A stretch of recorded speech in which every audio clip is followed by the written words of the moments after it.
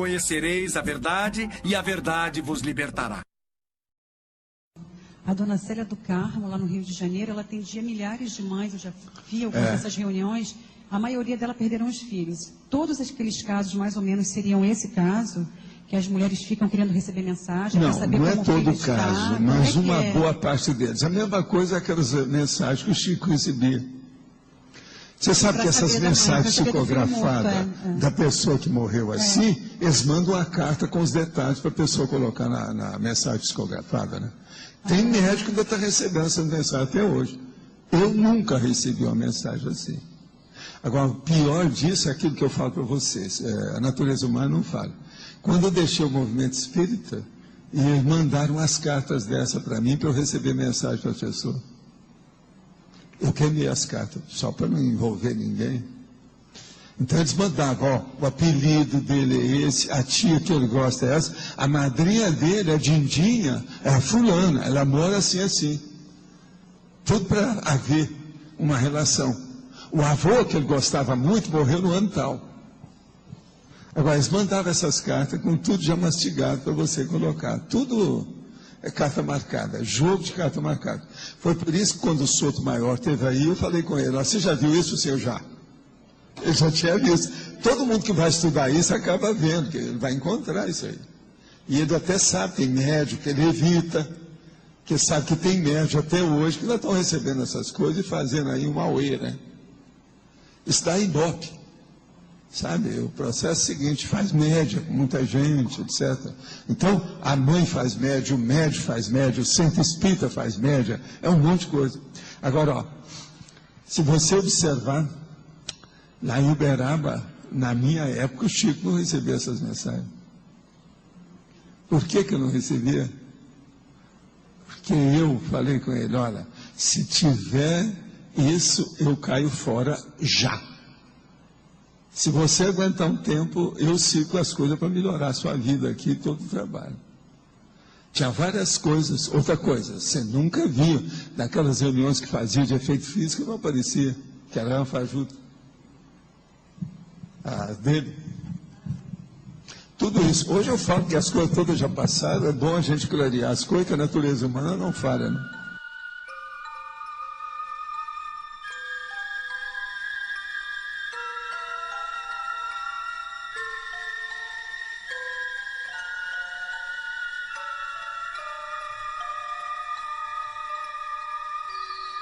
Quais os pontos positivos e negativos da maçonaria? Seus rituais são evocações ingênuas do passado? São sim, não há dúvida. Eu sou mestre maçom. Este senhor, chamado Valdo Vieira, que foi companheiro de Chico Xavier, que é espírita, que nos relatou toda a farsa, toda a mentira de Chico Xavier, do espiritismo, ele declara abertamente que é maçom. E sabemos que a maçonaria ensina a mentira, que a maçonaria é uma religião, que a maçonaria adora Lúcifer, que a maçonaria adora o diabo, segundo o livro de Albert Pike, o Papa da Maçonaria. Sabemos também que Allan Kardec era maçom, que Leon Denis, que sucedeu Allan Kardec, também era maçom. Então sabemos que a maçonaria também está por trás do espiritismo, que ela é comandada, criada pelo diabo. Você que é espírita, agora você está entendendo que o espiritismo é uma mentira do diabo. Faça a vontade de Deus, obedeça a Deus, saia dessa mentira, essa enganação do diabo. O diabo não tem nada a oferecer a ninguém, nem a ele mesmo, somente o sofrimento eterno. Eu sou mestre maçom, fiquei lá 6 meses e eles me deram o kit plástico. A maçonaria abriu uma opção de coisa, não ficou tão hermética, tão fechada, mas mesmo assim, os rituais fazem você perder muito tempo. São sempre as mesmas coisas, não precisa daquilo. Nós já temos ritual demais, que é cumprimentar uns aos outros, mandar cartão na época do Natal, isso tudo é muita coisa. Agora lá não, lá é negócio ali, é pior do que caserna. Agora, veja, eu entrei na loja principal de Uberaba, que não existe até hoje, numa praça lá. que é a maior daquele interior. Então eu falei assim, então o melhor é eu então cuidar da vida, porque eu tinha que trabalhar, fazer uma opção de coisa. E ali a maçonaria tinha aquela exigência semanal dentro dos processos, uma coisa toda. Então o que eu fiz? Eu falei com eles, eles me deram o kit place, ou kit place, que eu chamava. E eu tenho esse documento até hoje. Quer dizer, eu sou mestre maçom, tenho o kit place.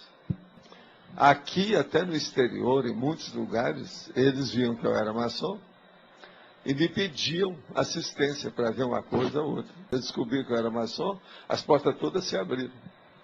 Eu cheguei a usar isso para poder comprar livro, umas coisas que eu fazia até no exterior. Às vezes vale a pena.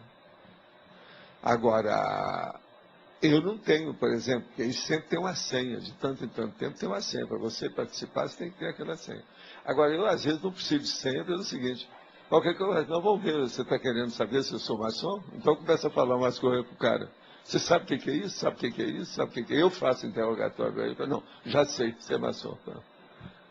Então, aí acaba a conversa. Eu já tive que usar isso em algumas circunstâncias, na minha vida inteira. O aperto de mão, que parece que é diferente. Mas tudo é bobagem. O negócio de aperto de mão, a assinatura que a pessoa faz, a saudação que existe, o processo, por exemplo, o modo de falar, frases típicas do lugar.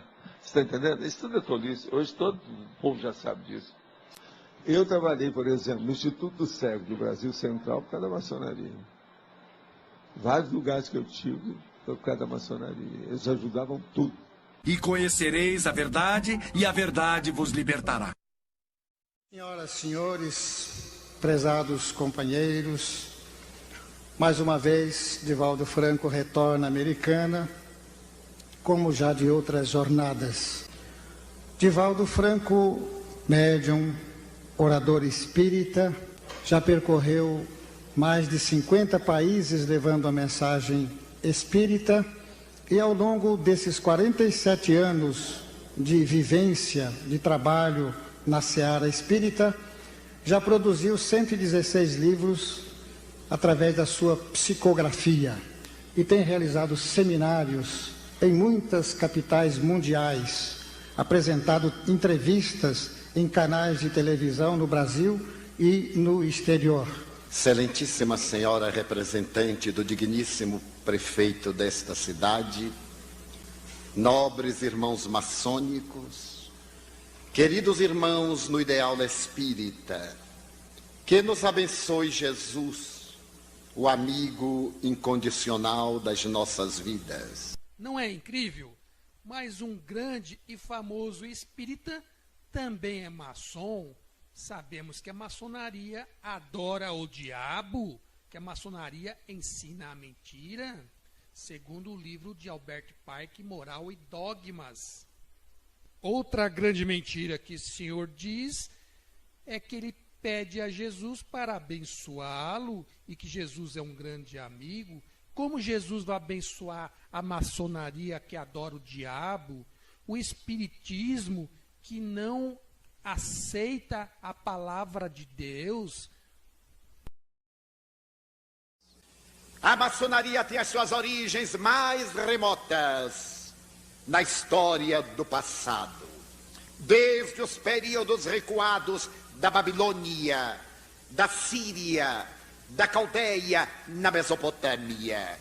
Odiante do pensamento do povo hebreu, a maçonaria, sob outras denominações, vicejou historicamente até haver penetrado nas grandes grutas das margens do Mar Morto, onde se celebravam as memoráveis iniciações, onde o venerável mestre oferecia ao discípulo a oportunidade de ter o encontro com a sua consciência.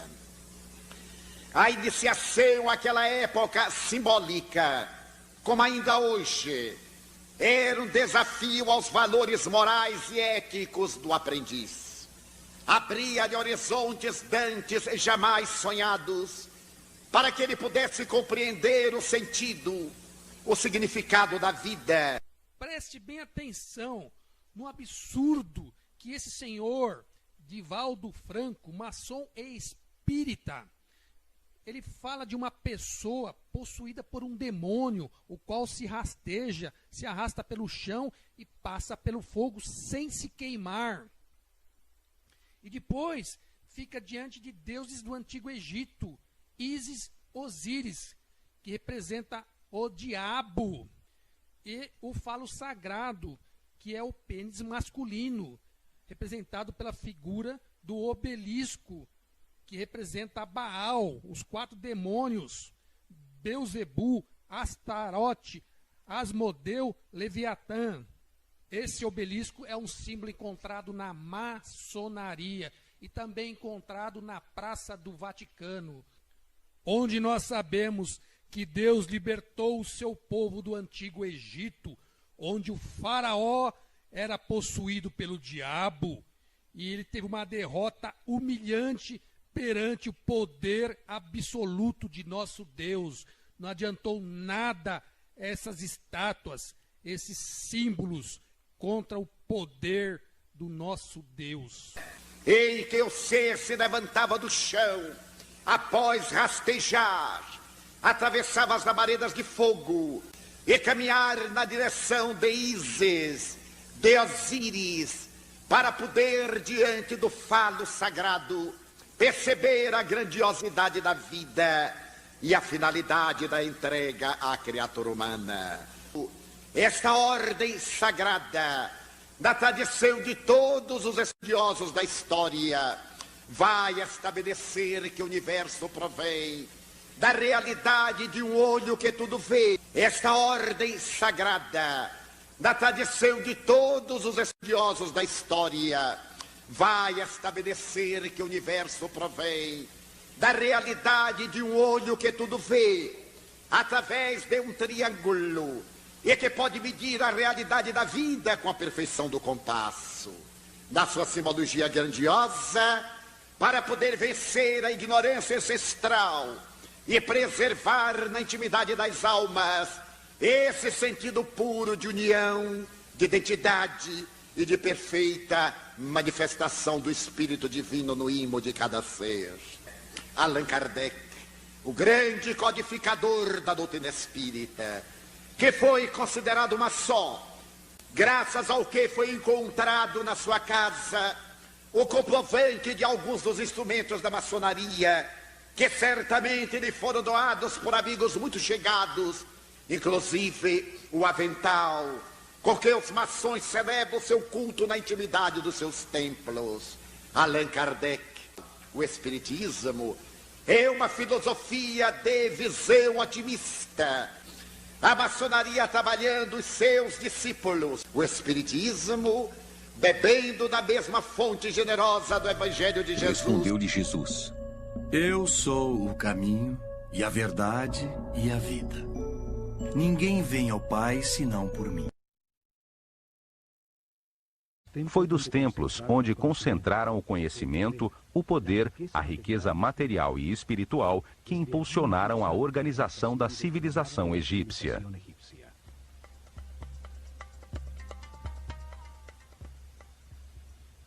Utilizaram o olho de Horus como símbolo desta organização fechada de sacerdotes que dirigiu o destino do Egito por milhares de anos, nas sombras, atrás do faraó.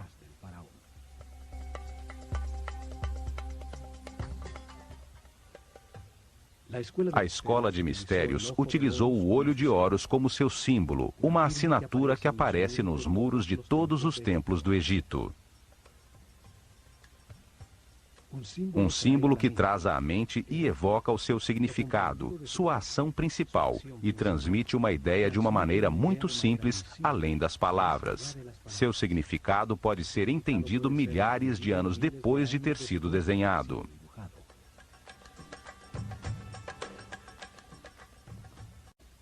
O olho de Horus é a consciência imortal que tudo sabe, tudo vê.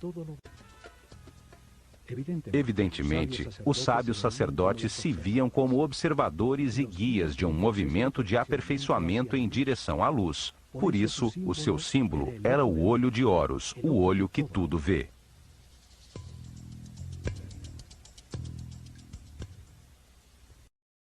Olho de Horus ou Udiate. É um símbolo proveniente do Egito Antigo, que significa proteção e poder, relacionado à divindade Horus. Era um dos mais poderosos e mais usados amuletos no Egito em todas as épocas. Olho de Horus ou Udiate. Olho de Horus é a serpente. Simbolizava um poder real, tanto que os faraós passaram a maquiar seus olhos como o olho de Horus e a usar serpentes esculpidas na coroa. Os antigos acreditavam que esse símbolo de indestrutibilidade poderia auxiliar no renascimento, em virtude de suas crenças sobre a alma. Esse símbolo aparece no reverso do grande selo dos Estados Unidos da América, sendo também um símbolo frequentemente usado e relacionado à maçonaria.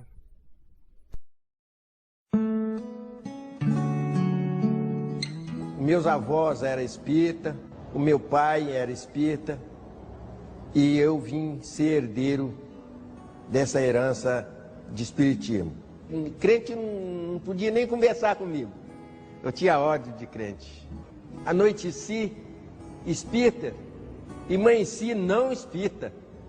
É difícil acreditar isso, mas é o que aconteceu comigo. Jair Jacinto Ribeiro era um dos grandes líderes dos centros espíritas no sul do Rio de Janeiro. Liderava centenas de pessoas em grandes campanhas espiritualistas e administrava 5 grandes centros espíritas.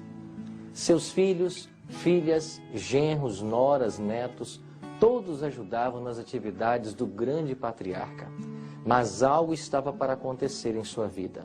Tudo começou com um sonho que ele teve. Eu estava caminhando numa estrada e saí numa campina, e eu olhava para trás de mim e vinha aquela multidão que eu tinha no centro espírita, uma média de 100 pessoas. Eu deparei com um mar muito grande, só tinha água na minha frente. E eu olhava para frente, era só água. Apareceu uma ponte, e eu entrei naquela ponte. E quando eu cheguei no meio daquele mar, aquela ponte terminou. E eu pensei assim, para onde eu vou? Quando ele lá no meio do rio apareceu um homem, e eu encarei aquele homem. Aquele homem estava com um livro aberto na mão e me mostrando aquele livro. E quando eu olhei, aquele homem estava sumindo dentro daquela água, só com aquele livro me mostrando. Esse sonho perturbou Jair profundamente, e ele buscou na invocação dos santos e no acender de velas uma resposta, mas nada obteve. 3 dias depois, Jair teve outro sonho. Eu estava chegando no centro, onde é o centro que eu comandava, e de repente, quando eu olho do meu lado, aquele homem que eu tinha visto lá nas águas, estava em pé ao meu lado. E aquele homem me perguntou, o que é aquilo? Eu falei, é um trabalho que eu faço, é um centro espírita meu. Quando cheguei na porta do centro, ele falou para mim assim, apresentou um cômodo na minha frente, ele falou, vem aqui que eu quero te mostrar o que é aquilo. E quando eu cheguei naquele cômodo, eu olhei e tinha imagem de santo, tudo enquanto é espécie de imagem de santo, tinha pendurado naquele cômodo. E aquele homem falou para mim assim, você sabe o que é aquilo ali? Eu falei, eu sei, ué, é santo. Ele falou, aquilo ali tudo é demônio.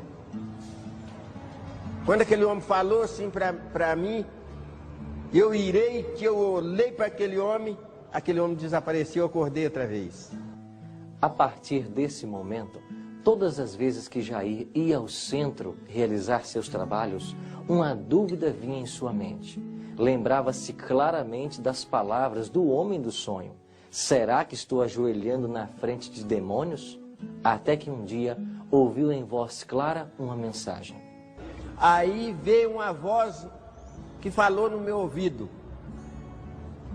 Você quer saber onde você está? Lança a Bíblia ali. Lancei só de uma vez, a minha esposa foi numa biblioteca e tirou 35 Bíblias. E colocamos na mão daquelas pessoas. Falamos, vamos estudar a Bíblia para nós saber o que nós estamos fazendo? Vamos estudar a Bíblia. Aí quando eu coloquei a Bíblia na mão do pessoal, aquele povo correu. Jair então fez uma reunião com toda a sua família. E quando estavam todos ao redor de uma mesa, deu a notícia que surpreendeu a todos. Hoje eu não quero ninguém com espírito aqui, que eu quero falar com vocês pessoalmente. Hoje é o Coquinho que está falando com vocês. A partir de hoje, eu não sou mais espírita. Mas a nossa vida inteira foi dedicada a isso. Nós estávamos trabalhando, seguimos o Senhor até hoje. Mas... E agora, o que nós vamos fazer da nossa essa turma que está aqui? Como é que nós vamos fazer? Deus vai dar um caminho para cada um de vocês. Mas que decisão o Senhor quer que a gente tome? E agora? A vida inteira nós seguimos. E quando eu falei isso com eles, foi mesmo que eu dar um tiro neles e no pessoal, porque eles sabiam que eu só sabia fazer aquilo. Naquele dia, houve choro e contenda na família. Não sabiam o que ia acontecer. Foi um tremendo choque para todos. Que destino os aguardava? Minha esposa chegou perto de mim e falou: Coquinho, e agora, o que você vai fazer? Eu falei: olha, eu vou pedir a Deus que Deus abra uma porta para mim, aonde eu vou servir Ele e aonde Ele vai me usar. Hoje, eu e a minha família servimos ao Senhor. E eu me sinto feliz,